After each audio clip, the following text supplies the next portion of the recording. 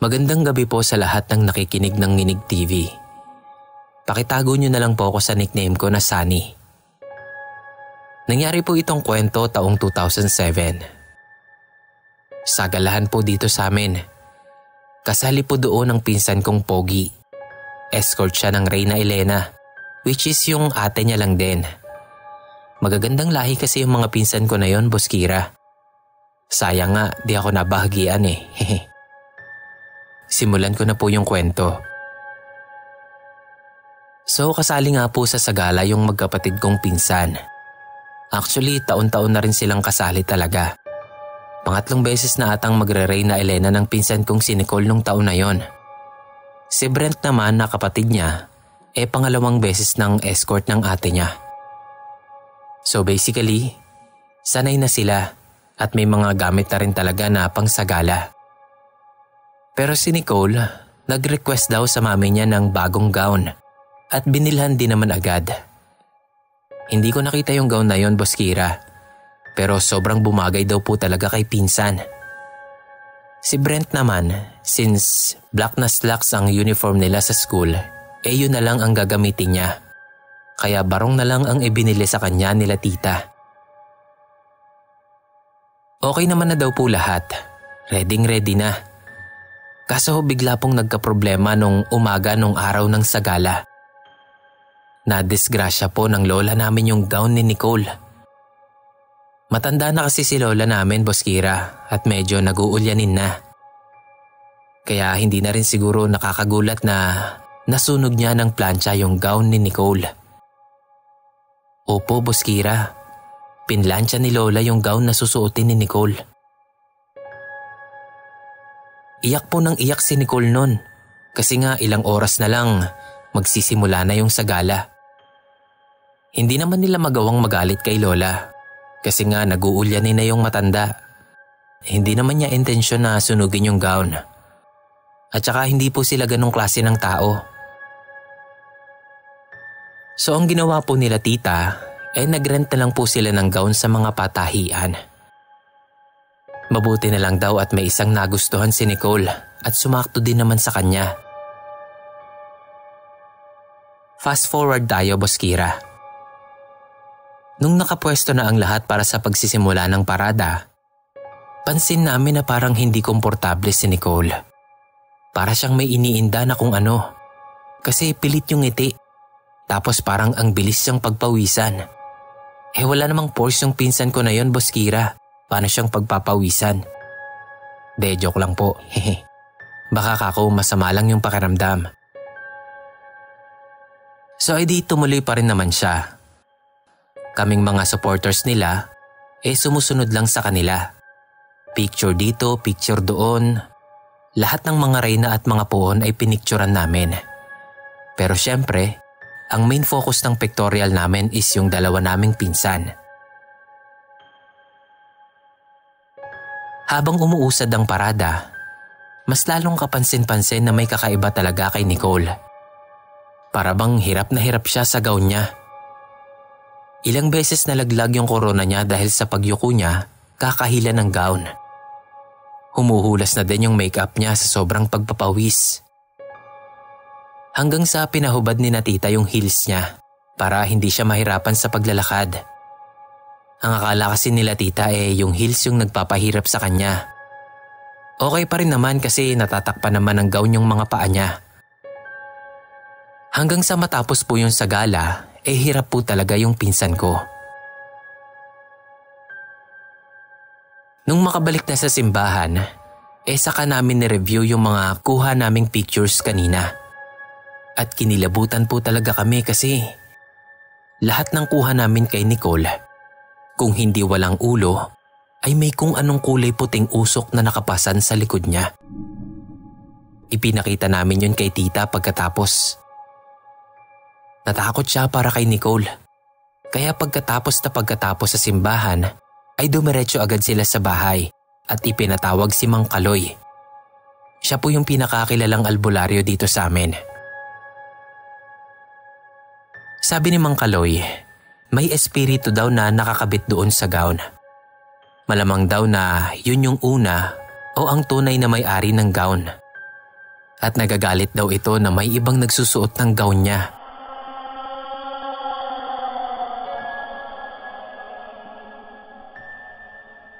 Binigyan ni Mang Kaloy si Nicole ng proteksyon. Dinasalan at pinausukan. Pinayuhan din sila na huwag palalabasin si pinsan ng 3 araw at sunugin daw yung gown. At yun na nga po ang ginawa nila, Boss Kira. Ipinaalam nila tita sa patahian yung nangyari. Binabayaran nga din daw nila yung gown, pero ayaw tanggapin ng may-ari. Nahihiya daw kila tita kasi hindi naman nila alam na may kasama palang entity yung gown nila. Natakot din si Nicole sa nangyari. At dahil doon, parang natakot na rin sumali yung pinsan ko sa mga sagala. Minsan nakukuha siyang mag-muse sa mga liga. Pero kapag kailangang magsuot ng gown, matik tinatanggihan niya agad yon. Ngayon po ay may kanya-kanya na kaming pamilya. At masasabi ko pong kay pinsan nagmana lahat ng mga anak niya. Kasi lahat po sila ay pogi at maganda. At madalas din po silang napapasali sa mga contest ng pagandahan. Ako, Boss Kira, hindi naman ako kagandahang lalaki. Pero hindi naman po sa pagyayabang. Proud ko pong masasabi na maganda ang napangasawa ko. Kaya maganda at pogi din ang mga anak namin. Mana sa akin hehe. Hanggang dito na lang po ang kwento ko, Boss Kira. Sa susunod, magbabahagi ulit ako kapag sinipag. Salamat po.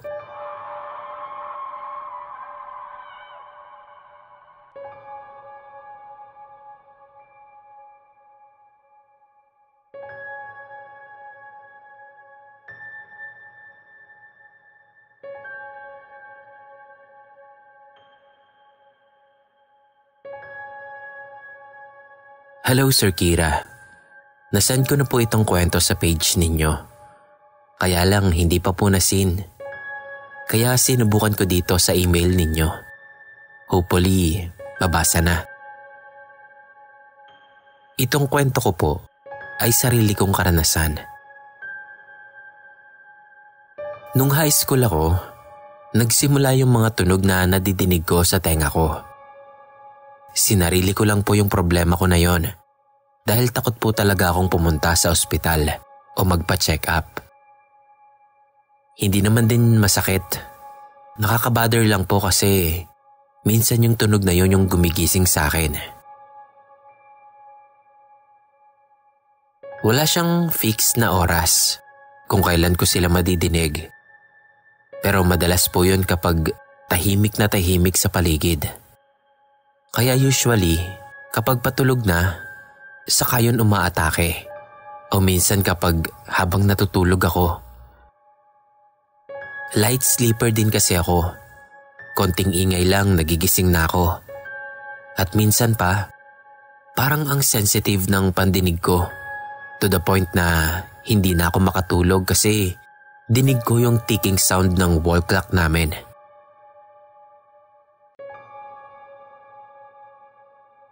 So one time, nakahiga na lang ako sa kama ko at nagpapaantok. Nagbabasa lang ako ng history book ko noon. Kasi doon ako mabilis antukin. Kaya naman nung makaramdam na ako ng antok, umayos na ako ng higa at sumubok ng matulog. Alam kong nakatulog na ako noon. Pero sobrang babaw lang. Kasi sobrang aware ako sa paligid ko. Yun yung klase ng tulog na paggising mo sobrang sakit sa ulo. Kaya bumangon ako noon para tumingin sa ref kung may gatas na. Kaya lang pagbangon ko, biglang nadinig ko na naman yung tunog sa kanang tenga ko. Pero nung time na yon, sobrang lakas talaga at medyo masakit na. Tinakpan ko ng daliri yung butas ng tenga ko. Tapos medyo idiniin ko pa. Parang may 1 minuto din akong nakaganon. Pero hindi talaga siya nawala. Pupuntahan ko na sana sila mama noon para sabihin nga yung sa tenga ko. Kasi Malala na yun kaysa sa normal ringing sa tenga ko noon. Medyo nakakatakot yun, kaya kinabahan talaga ako na baka mabingi ako in the future. Pero Sir Kira, eto yung part na pinakakinabahan ako. Kasi pag-apak ko sa sahig, parang bigla akong nalaglag. Kasabay nun ay yung bigla ko ring paggising sa higaan ko. Lahat ng nangyari na yon ay panaginip lang pala. Pero parang totoong totoo kasi. Lalo pa, sigurado din ako na nakaramdam ako ng sakit ng tenga ko. Parang dama ko pa nga yung pressure sa tenga ko na ginawa ko. Yun yung pinakaunang beses na nangyari sa akin yon. Tapos, wala man lang ako mapagsabihan tungkol doon. Ang weird po kasi. Ilang beses pang nangyari yon. Minsan pa, kahit nasa sariling kwarto ko naman ako, feeling ko hindi sa akin yung kwarto na yon. Kasi hindi ako makomportable. Every time po na nangyayari yon, palagi akong nagtatakang tumatayo. Pero magre-ring yung tunog sa tenga ko, tapos magigising na ako. Sa sobrang takot ko nga nun, hiningi ko na kay mama yung rosary niya na nakalagay sa motor niya. Hindi niya ibinigay yung nasa motor, pero meron siyang ibinigay na medyo mas malaki lang doon. Inilagay ko yon sa ilalim ng unan ko. Nagdasal ako na sana hindi na maulit at makatulog na ako. Nakatulog naman ako ng maayos nung gabing yon. Pero nung sumunod na gabi, ay nagpaulit-ulit yung mga panaginip ko na yon. Una kong hinanap yung rosaryo sa ilalim ng unan ko. Pero wala. Kaya sigurado ako noon na nasa panaginip ako. At kahit anong balik ko sa pagtulog, hindi ko magawa. Hindi ko na talaga alam ang gagawin ko nun. Kaya napadasal ako ng ama namin. Hindi pa man ako nangangalahati sa dasal ko, biglang pumasok si mama sa kwarto ko at tinanong kung anong ginagawa ko. Nakaramdam ako noon ng konting ginhawa kasi sa wakas, may kasama na ako. Lalapitan ko sana siya kaya tumayo ako. Pero biglang sigi na naman yung tunog sa tenga ko. Then bigla ulit akong nagising mula sa panaginip.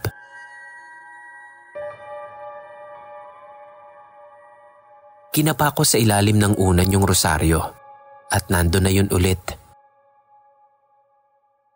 Nag-search ako tungkol sa mga panaginip at nakakita ako ng medyo katulad ng panaginip ko.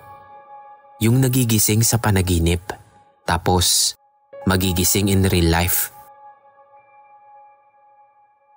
Sa pinakahuli, sinabi doon na wag ko daw kakausapin ang kung sino mang lumabas sa panaginip ko na yon. Dahil hindi daw yon tao. Bigla ko nga nun naisip yung biglang pagpasok ni mama habang nagdadasal ako. At kinilabutan talaga ako nun, Sir Kira. Kasi dun sa panaginip ko, para siyang nakangisi sa akin nung tinanong niya ako kung anong ginagawa ko.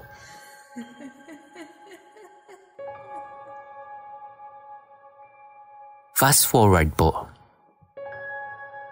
Nasa loob lang ako ng kwarto at naghihintay na tumahimik ang paligid. May sagala kasi nun, kaya madaming tao sa daan. At talagang madadaanan ng parada yung bahay namin. Nung malapit na yung parada, tinawag ako ni mama para manood sa baba. Bumaba naman ako kasi alam kong hindi siya titigil hanggat hindi ako nakikita. Nakakatuwa, ang daming ilaw at talagang ang gaganda ng design nila sa bawat poon na ipinaparada. Parang sa lahat ata ng poon na dumaan, palagi kong hinihiling na hindi na sana ulit maulit yung mga panaginip na yon. Bigla-bigla, tumunog na naman yung sa tenga ko. Kaya tumayo ako sa kinauupuan ko at lumipat sa may pintuan lang. Plano ko na noon na bumalik sa kwarto. Kaya lang baka bigla naman akong hanapin ni Mama. Wala pa ata akong mga 5 segundong nakalipat. Biglang may nagkatulakan sa harap. Tapos yung isang lalaki na nasa parada na may hawak ng pailaw niya ay nadamay. Bumagsak yon sakto sa kung saan ako nakaupo. Nakaramdam ako noon ng sobrang kaba kasi yung pailaw na hawak ni Kuya bakal. At talagang nawasak niya yung upuan ko pagbagsak nito.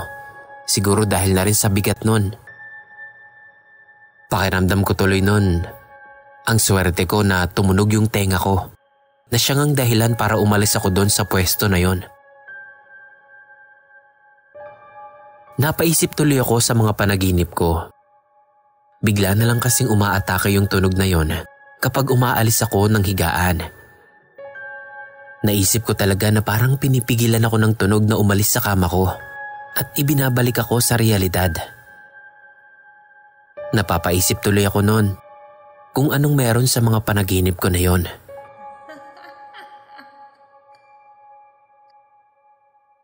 Hindi totally nawala yung mga panaginip, Sir Kira.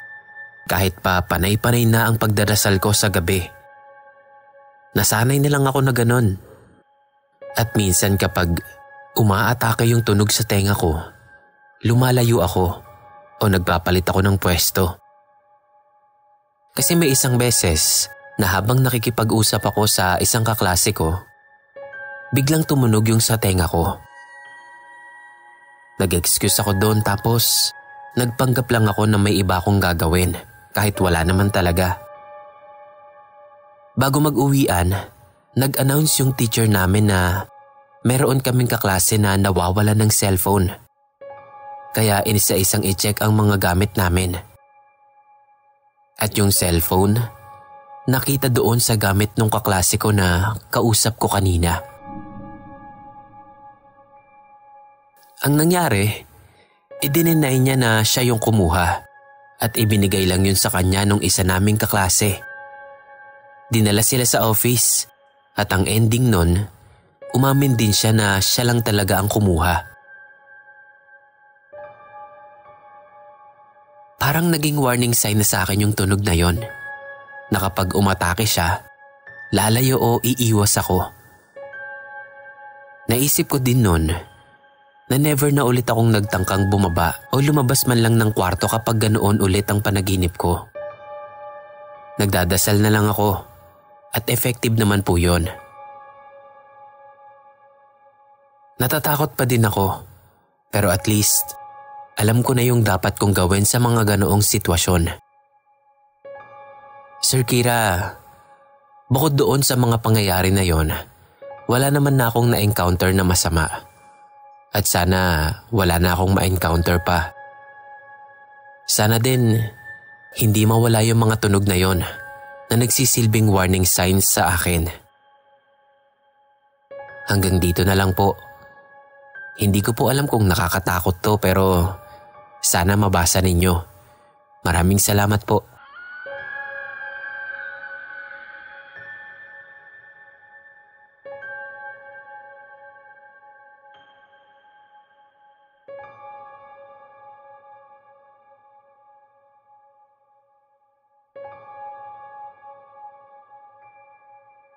Hello, Sir Kira. Sana tama tong napagsendan ko. Itong kwento ko ay nangyari noong 3rd year high school ako. Strict ang parents ko, Sir Kira. Kasi noong bata pa ako, sinasabi nila palagi na basta magsasabi lang kami ay papayagan naman nila kami. Pero never naman silang pumayag. Kesyo pinag-iingatan lang daw nila kami. Kaya nung high school ako, doon ko na natutunang magsinungaling at tumakas. Deadman na lang ako kapag pinapagalitan na. Pero minsan naman po, nagpapaalam naman ako. Kasi sinusubok ko din kung papayag ba sila. Kaso hindi talaga. Kaya tatakas na lang ako. Santa Cruzan po nung mangyari yon. Naalala kong nagpaalam ako noon na manonood ako ng parada. Pero hindi ako pinayagan, kaya tumakas ako. Pinsan ko lang ang kasama ko noon at doon lang din naman kami tumambay sa harap ng tindahan. Nakakamag-anak lang din naman namin ang may-ari. Wala akong balak lumayo kasi uuwi din naman kami agad pagkalagpas lang din ng parada. Habang nanonood kami, nagpaalam yung pinsan ko na bibili siya sa kabilang tindahan dahil wala yung hinahanap niya sa tindahan nila tita namin. Tinanguan ko lang siya tapos sinundan ko pa siya ng tingin kung saan tindahan siya bibili. Nung nandun na siya, bumalik lang ulit ako sa panonood ng parada. Maya-maya, nakita kong pabalik na siya. Hinanap ko kung anong binili niya. Pero wala siyang dala, kaya tinanong ko kung anong binili niya. Inilingan niya lang ako noon na parang sinasabing wala siyang nabili. Tapos niyaya niya akong pumunta sa ibang tindahan. Sumama naman ako. Nasa harap ko lang siya, habang nasa likod lang ako at nanonood pa rin ng parada. May nakasalubong pa akong kaklase noon at tinanong pa niya kung saan ako pupunta. Sumagot lang ako ng dyan lang. Napansin ko noon na ang dami na naming nadaan ng tindahan pero wala siyang hinintuan. Tinanong ko siya kung saan kami pupunta. Bigla akong napahinto kasi wala na pala yung pinsan kong sinusundan ko. Bumalik ako sa mga tindahan na nadaanan namin kasi baka hindi ko lang napansin na may hinintuan na pala siya. Tapos ako tuloy-tuloy pa rin sa paglalakad. Pero wala. Nakabalik na ako sa tindahan ng tita namin pero wala pa rin siya. Bumalik ulit ako hanggang dun sa kung saan ako nakarating kanina. Pero wala talaga siya. Nasa dulo na din ang prosesyon pero hindi ko pa rin siya nakikita. Naghintay ako sa pinuwestohan namin kanina. Ayoko naman kasing umuwing mag-isa. Hindi pa man nagtatagal, biglang sumulpot ang pinsan ko sa gilid ko, kasama si kuya at si papa. Sinusundo nila ako. Naglalakad na kami at nasa likod ko lang sila papa. Dama ko noon yung sama ng tingin nila, kaya tinanong ko si pinsan kung saan ba siya nagpunta. Tas tinignan niya ako na parang nagulat pa siya. "Ikaw nga tong nawala eh," sagot niya. Pinagalitan pa niya ako dahil nagsabi naman daw siya na dyan lang siya kila Ate Jenna bibili. Pero pagbalik daw niya sa pwesto namin, wala na ako. Kaya sinabi ko naman na siya yung nagpasama sa akin sa ibang tindahan dahil wala siyang nabili kila Ate Jenna. Pero ipinakita niya pa sa akin yung Nova na dala niya at doon lang daw talaga siya kila Ate Jenna nagpunta at ako daw talaga yung biglang nawala. Hinanap daw niya ako at nakasalubong din niya yung kaklase ko at yun yung nagturo sa akin kung saan ako nagpunta. Pero hindi daw niya ako nakita. Nakailang pabalik-balik din daw siya pero wala talaga. Kaya pinuntahan niya na sina papa para hanapin ako. Nung mga panahon na yon, Sir Kira, mas kinakabahan ako sa awarding namin ni papa kaysa doon sa kung sino man yung sinamahan ko. Napag-usapan din namin ng pinsan ko yung nangyari kinabukasan. At sabi nga niya noon na baka raw naengkanto ako.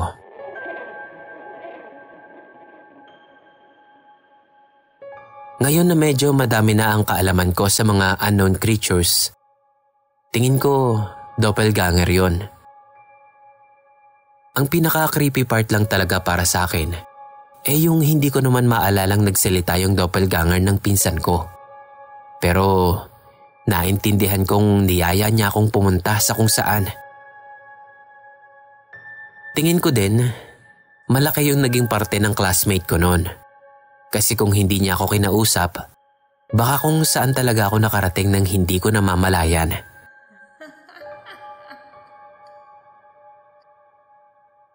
Hanggang dito na lang po. Sana ay mapasama sa mga susunod din yung upload. Spotify listener here. More power and God bless po.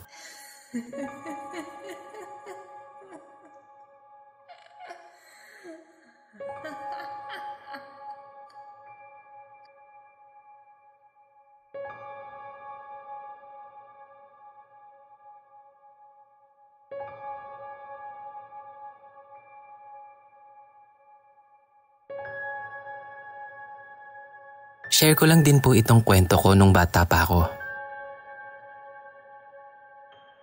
Dati po, tuwing Flores de Mayo o kung tawagin naming mga kabataan noon mayuhan, palagi pong nagkakaroon ng pamisa sa chapel namin tuwing 3:00 ng hapon. Mga bata lang po ang umaattend doon.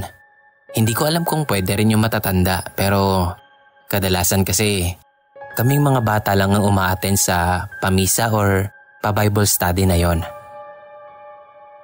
Then imbis po na pera, mga bulaklak ang iniaalay namin sa altar. Then after po ng Bible study or misa, basta po pagkatapos nun, papipilahin na kami at bibigyan ng candy ng mga sister or ng mga nag-aasikaso sa simbahan. Bali po, toka-toka ang bawat pamilya sa barangay namin sa pagbibigay ng candy o kahit anumang pagkain na pangmeryenda ng mga batang magsisimba. Okay naman po sana. Masayang parte siya ng kabataan namin noon. Kaso nga lang, nahaluan ng takot at trauma ang experience namin na yon nung may mangyaring hindi inaasahan ng lahat. Nangyari po ito taong 2007. Hindi namin pinoproblema noon kung saan kami kukuha ng bulaklak. Kasi nung time na yon, sagana pa sa mga halaman yung lugar namin. Maraming iba't ibang klase ng bulaklak na kung saan-saan lang tumutubo at walang nagmamay-ari. Medyo magubat din kasi doon sa amin. Pipitas lang kami ng gumamela ay okay na. O kaya ay bonggambilya. Na high school na ako nung malaman ko na ang tamang bigkas pala ay bougainvillea. Marami pang bulaklak sa paligid namin noon na pwede naming ialay sa simbahan. Wala din naman kasing pili noon. Lahat ay pwede. Basta may dala ka lang. Kahit isang pirasong maliit na bulaklak ay okay na. May merienda ka na. So edi yun nga. Nagsimba kami ng mga kaibigan ko noon. Nanguha lang kami ng bulaklak sa kung saan kami madalas kumuha. So okay naman. Natapos ang simba at nabigyan kaming lahat ng merienda. Kung tama ang pagkakaalala ko, ilang assorted na candy yon. Tapos tinapay na may palaman at sesto. Pauwi na sana kami noon. Naglalakad na kami pababa ng kalsada. Yung isang kaibigan namin, masyadong maharot. Tawagin na lang natin siyang Benji. Ayaw niya daw nung nakuha niyang flavor ng sesto, kaya nakikipagpalit siya sa amin. Ako, medyo gusto ko yung flavor na guyabano, kaya ako na lang ang nakipagpalit sa kanya. Eh di okay na. Kaso maharot pa rin talaga siya. Kung ano-anong aksyon ang ginagawa niya. Na normal naman po kay Benji Bosquera. Ganun talaga siya, parang hindi nahuubusan ng kulit sa katawan. Alam niyo yun, yung parang kiti-kiti. Ganun siya. Hanggang sa naisipan niyang hablutin yung sesto nung isa pa naming kasama, sabay tawid ng kalsada. Ang bilis ng pangyayari, Bosquera. Nagulat na lang kaming lahat nung biglang may lumagabog ng malakas, sabay tilapon ng malayo ni Benji. Sigawan yung mga nakakita. Ako, parang ang tagal pa bago ako nakareact. Para akong nabingi nun sa nasaksihan ko. Namalayan ko na lang na umiiyak na pala ako. Opo, Bosquera. Nabangga po ng sasakyan si Benji at sinubukan pa siyang takbuhan nito. Buti na lang at maraming nakakita. At nagmalasakit yung tricycle driver na kasunod nung nakabangga kay Benji. Hinabol niya yung sasakyan habang binubusinahan. Kaya yung ibang tricycle nakihabol na rin. Naisugod naman po agad sa ospital si Benji. Kaya akala namin maililigtas pa siya. Pero wala na po. Kinabukasan po nun ay nakaburol na sa bahay nila si Benji. Nahuli naman po yung nakabangga. Natakot po atang makuyog nung habulin siya ng mga tricycle sa amin. Pero sadya po atang hindi agad natatahimik ang kaluluwa ng tao pagkamatay nito. Dahil noong mga sumunod na taon, nagkaroon po ng mga kababalaghan sa barangay namin, especially sa church. Mayuhan din po noon, nasa simbahan ulit kami para sa merienda, sa Bible study. Habang kumakanta kaming lahat, napansin namin na may isang boses na nangingibabaw. Natawa pa ako noon nung una, kasi nakakatawa naman talaga. Alam niyo yung batang bida-bida na niloloko yung kanta? Parang ganun kasi siya, pero nasa tono naman. Hindi nga lang maintindihan yung sinasabi. So nagpalinga-linga ako. Pasimple kong hinahanap kung sino yon.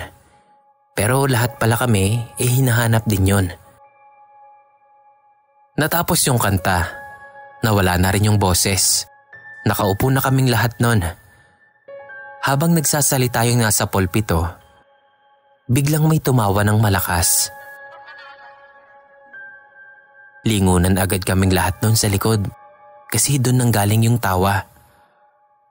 Pero pagtingin naming lahat sa likod, pati yung mga nasa likod ay nakalingon din. Parang hinahanap din nila kung saan nanggaling yun. Meaning, hindi sila yung tumawa. Medyo nagkakatakutan na noon pero nagpatuloy lang yung Bible study. Umakto sila sister na parang walang nangyayari. Para na rin siguro hindi kami matakot. Hanggang sa dumating na yung bigayan ng merienda. Nagtataka kami noon kung bakit tingin ng tingin sa likod ng pila yung isang sister na namamahagi ng pamigay.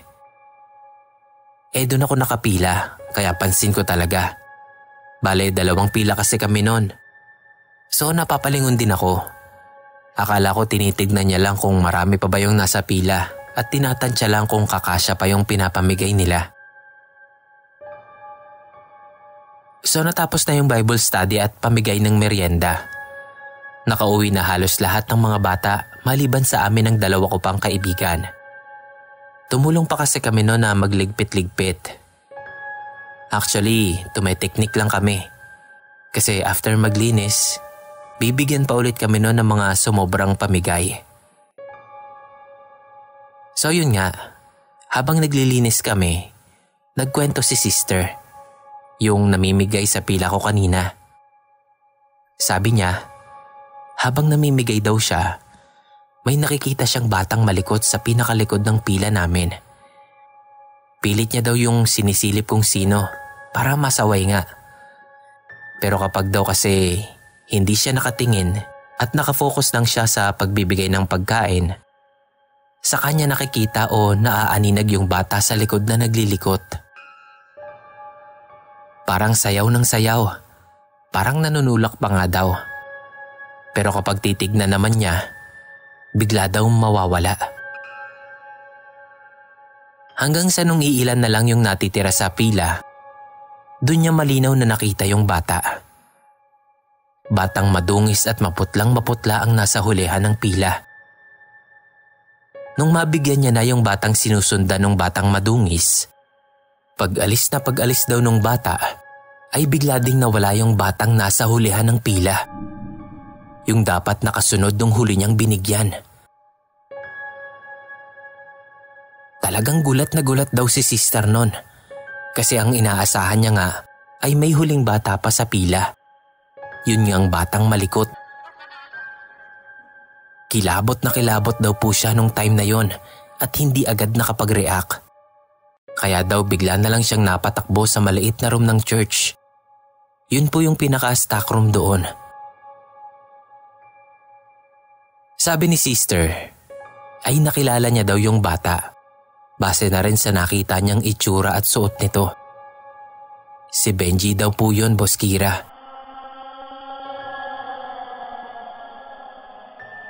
Pati daw po yung mga galaw nito habang naglilikot sa hulihan ng pila. Siya daw po. Marami pa pong mga insidente ng pagpaparamdam ni Benji sa simbahan. Pero ito po kasi yung nandoon ako mismo nung mangyari. Lumipat na kasi kami sa Maynila nung taon na yon.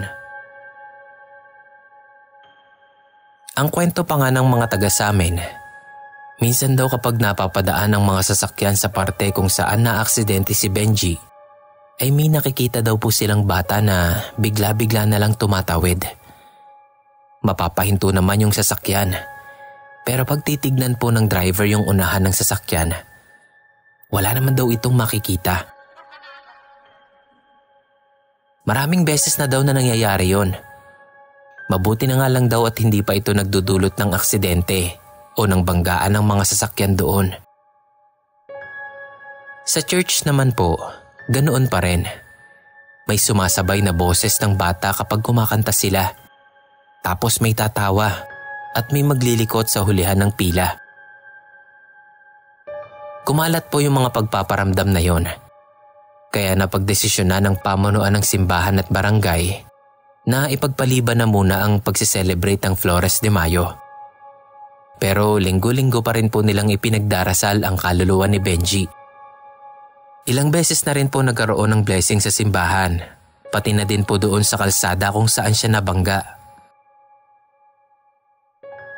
Sabi ng mga taga sa amin, 2 taon din po atang hindi nagkaroon ng mayuhan. At mukhang naging effective naman, Boss Kira. Kasi pagbalik daw po nila, wala na yung mga pagpaparamdam. Siguro nakatawid na yung kaluluwa ni Benji simula nga nung mawala yung binabalik-balikan niyang event sa simbahan. Nakakaawa lang din yung kababata naming yon. Pero wala naman kasing pwedeng ibang sisihin kundi siya lang din. Kung hindi sana siya masyadong maharot nun, hindi din sana siya mababangga ng sasakyan. E di sana buhay pa siya ngayon at may sarili na ring pamilya katulad namin. Pero ewan ko lang din.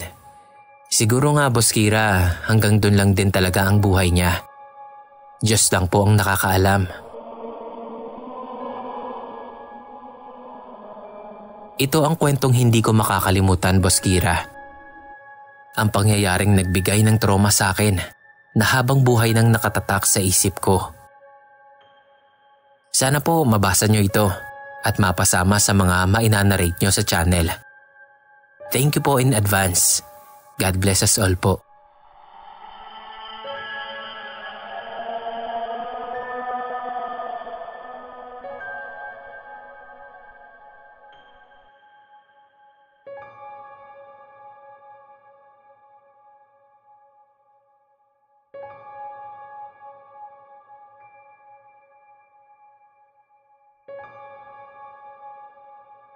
Magandang araw, Sir Kira.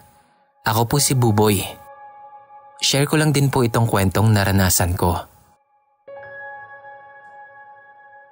Nasa bintana ako noon at nanonood ng parada ng Santa Cruzan. Inaabangan ko noon yung crush ko. Siya kasi yung Reyna Emperatriz nung taon na yon. Nung dumaan na yung parada nila sa tapat ng bahay namin, halos magkanghahaba yung leeg ko sa pagtanaw ko kay crush. Grabe, sobrang ganda niya talaga, Boss Kira. Sinulit ko talaga yung magandang view ko sa bintana. Nung makalagpas sila, tumambay pa muna ako sa bintana para isa-isahin yung mga kuha ko kay crush. Maya-maya, nakarinig ulit ako ng tunog ng banda na paparating. So nagtaka ako nun. Imposible naman kung bumalik yung parada nila crush. So nagpatuloy lang ako. Ilang saglit pa nga, may paparating na ngang panibagong banda. Takang-taka ako nun. Kasi sa ilang taon kong pamimintana sa parada ng Santa Cruzan, noon lang nagkaroon ng pangalawang parada. Pero para akong binuhusan ng malamig na tubig sa sobrang pangingilabot nung makita ko na yung kasunod na bandang tumutugtog. Sir Kira, puro kalansay po yung tumutugtog sa banda na yun. Pati po yung mga kasama sa parada.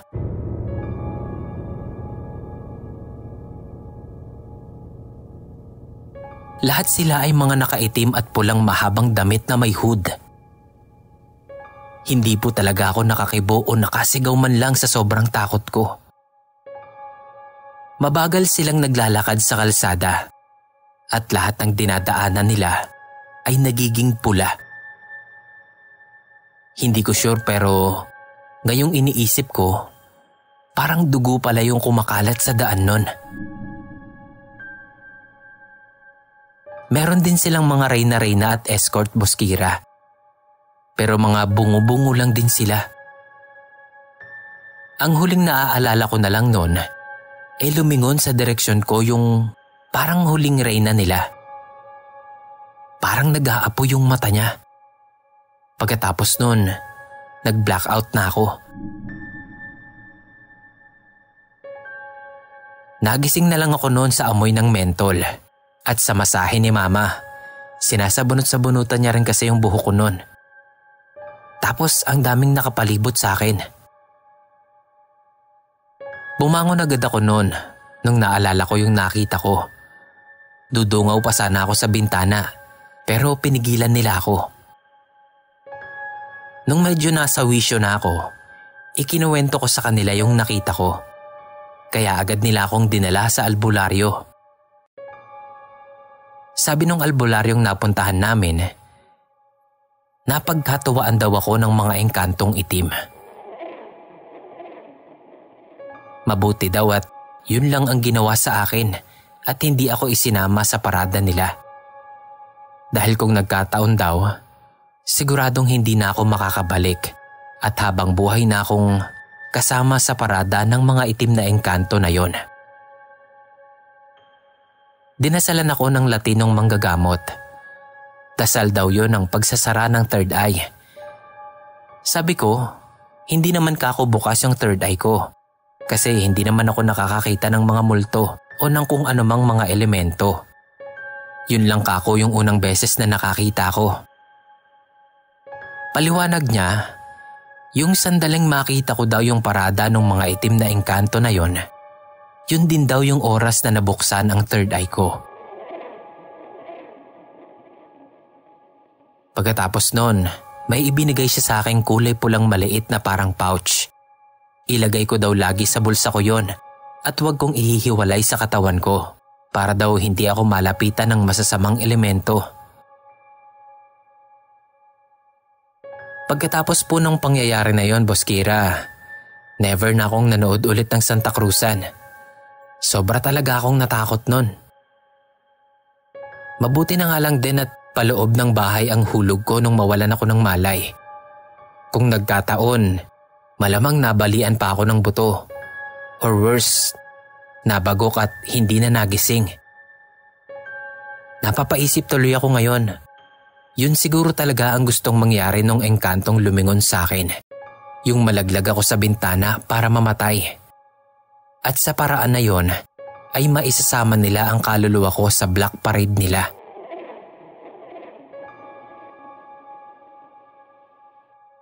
Pero awa ng Panginoon, hindi niya naman pinahintulutang mangyari yon. Nga pala, Boss Kira, 5 years na kami ni Crush ngayon at nagpaplano na kaming magpakasal next year. Siya rin ang nagsabi sa akin na i-share ko daw dito ang karanasan ko na yon. Ayun lang po, Boss Kira. Sana nagustuhan niyo ang nakakakilabot kong kwento. Thank you po.